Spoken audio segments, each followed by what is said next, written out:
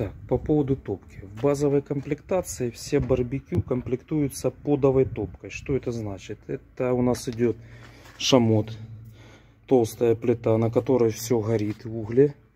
Вот. И идет в комплекте вот такая железная нержавеющая загородочка для углей. Вот. Когда это все дело остыло, вы убираете и совочком убрали золу. Вот. Вот так вот это выглядит.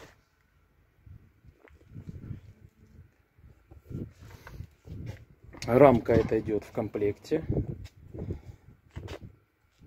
Решетка для стейков чугунная отдельно продается. Значит, ее можно одну поставить, можно две. Например, комбинировать с шампурами. Вот. То есть можно 4 шампура поставить и решетку для стейков. За дополнительно можно доукомплектовать зольным ящиком и колосниковой решеткой. Вот как это выглядит.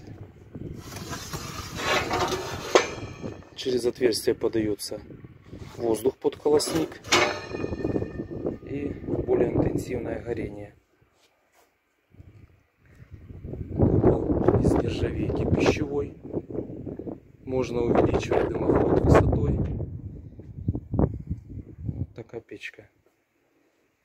Кстати, да, шамотом все футировано. Вот, который высокую температуру выдерживает. Плюс он сам аккумулирует тепло и потом отдает продуктам.